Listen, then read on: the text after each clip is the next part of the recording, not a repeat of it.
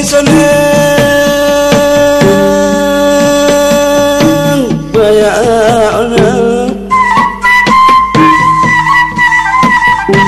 murbana le ombakala dina auti lakita namuni ona le sodai torot-tora le pisang rauti. Ada beberapa nama yang disebut juga dalam buku ya, iaitu Ampang dikatakan dibuka oleh Raja Beranang. Raja Beranang, kawasan Bonus Sungai Bonus Kampung Baru tu dibuka oleh Tok Bonus ya. Ni orang Mendeling. Ja Bonus. Dia kalau ada Ja di depan dia tu raja tu. Banyak Ja Bonus tu maknanya Raja Bonus lah. Tapi kemudian di Teluk Intan. Di Teluk Intan apa ni Mak Intan dia. Mak Intan tu juga orang Mendeling. Dia juga terlibat dalam pembukaan Teluk Intan pada masa itu. Satu lagi, disebut isteri kepada raja asal namanya Si Putih. Dan dia terlibat dalam juga peperangan di Kuala Lumpur tu. Dan mereka buat penempatan di Si Putih. Si Putih ni dekat Mid Valley tu lah. Itu Si Putih. Si Putih.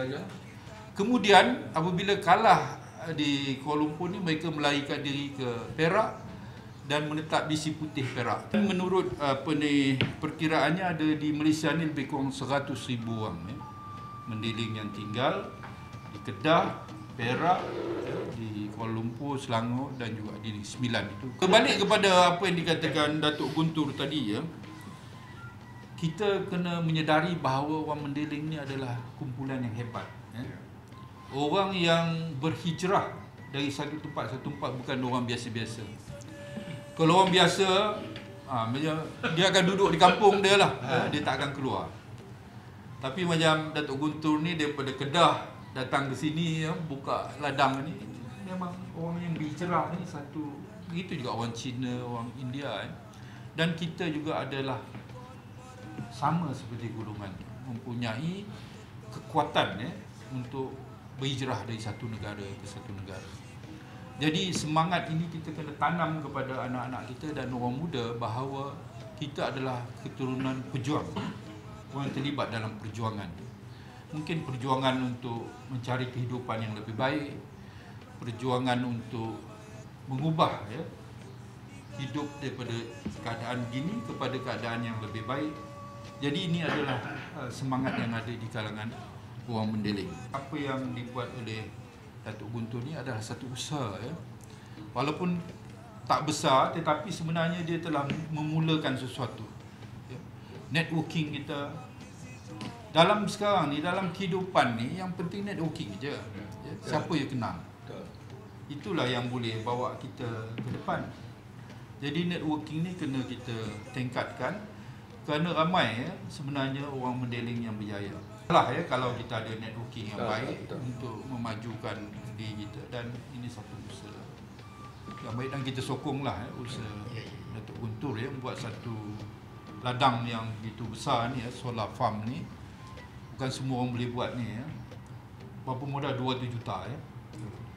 200 juta ringgit ya. Itu duit, lepas tu kepakaran ya, kalau kita ada duit pun tak ada kepakaran tak jadi juga. Kalau ada kepakaran kita tak ada networking, tak boleh jalan juga, nak minta lesen, nak minta itu, minta ini.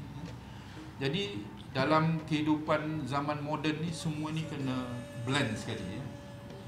Jadi salah satunya ialah tentang Mendeling tadi, kita cuba perkukuhkan ya, hubungan, perjumpaan-perjumpaan patut sering diadakan, terutamanya di kalangan anak-anak muda ya, bagi kesedaran kepada mereka.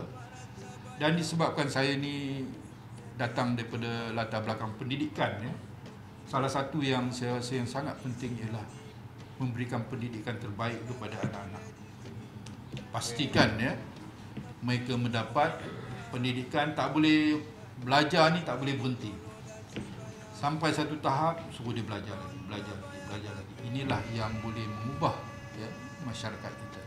Dan tanpa adanya pelajaran ya, macam biasa kita tengoklah, kita tak mahu anak-anak muda jadi mak rempit, penagih dadah ya, melakukan perbuatan-perbuatan sosial yang merugikan ya, jadi ini membantu masyarakat kita. Jadi kita hendak masyarakat kita anak-anak mendiling turut terlibat dalam arus perdana. Jadi tak mungkin orang kata anak-anak kita menjadi penganggur. Asalkan mereka rajin nak belajar, nak ambil tahu, dan seharusnya tahun 2020 ni kita dah jadi negara maju ya, tapi disebabkan COVID ni dia telah tersekat, tapi saya yakin ya kita akan terus berkembang maju ya. Jadi kalau anak-anak muda tidak ikut perkembangan ni, kita akan ketinggalan ya. Sebagai menjadi orang Mandailing di Malaysia ni adalah satu kebanggaan bagi saya, sebab kalau dilihat kembali sejarah orang Mandailing ni adalah seorang perjuang, iaitu bangsa perjuang untuk menegakkan keadilan di muka bumi ini. Dari segi keadilannya banyaklah, dari segi keadilan, dari segi pemberian pengagihan ekonomi, kemudian dari segi education kepada anak-anak orang Mandailing. Begitu juga rangkaian dan jaringan yang mana boleh disatukan orang-orang Mandailing ni supaya ada satu gagasan yang mantap demi untuk perjuangan, lain tidak cuma dari segi sekarang ni pendidikan lah. Di samping itu ekonomi. Apabila ekonomi itu mantap, maknanya generasi yang akan datang orang Mandailing ni boleh menerajui apa jua bidang perniagaan di negara kita ni. Alhamdulillah, macam saya sendiri sudah generasi kedua dan ketiga di sini. Tapi kalau kita mengibas kembali sejarah orang-orang tua kita yang baru datang dulu, memang satu cabaran yang besar lah. Tapi macam kita pun kita mendapat pendidikan yang tinggi di Malaysia ni, dan alhamdulillah yang hari ini pun yang datang ke sini memang orang-orang yang dah berjaya di kalangan orang Mandailing. Dia menjadi ketua-ketua kerajaan, ahli politik, ahli korporat kan. Jadi untuk cabaran yang orang muda ni, macam saya sendiri dari segi agamawan agamawan pun dari segi aspek agama ni kita lebih kepada amalan tasawuf lah yang kita bawa daripada Mandailing sana. Orang kata sebut amalan tarekat kan. Itu lebih yang kita amalkan di sini, tapi kita komunikasikan dengan keadaan di Malaysia lah. Mana dia tak bertentangan dengan jabatan agama, dengan apa, sebab amalan tu memang betul kan. Saya kalau ikut saya banyak benda yang tak dibagi pencerahan sebenarnya oleh atuk-atuk kita kan. Jadi kalau ikut saya ni, kalau ikut atuk saya katakan generasi ketiga, keempat, itu saya ingat gitu lah diorang. Bahasa Mandailing masih tahu lagi? Bolehlah bertutur-tutur sikit-sikit.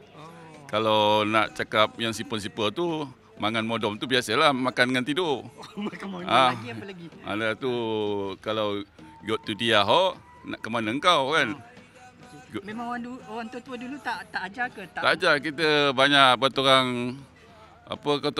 bertutur di rumah, di kampung. Jadi kalau di situ kita macam kita terus belajar situlah. Jadi kita dengar selalu.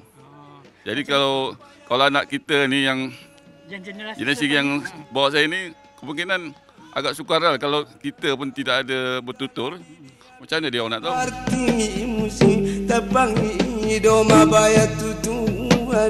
Panjang hayat, panjang umuri,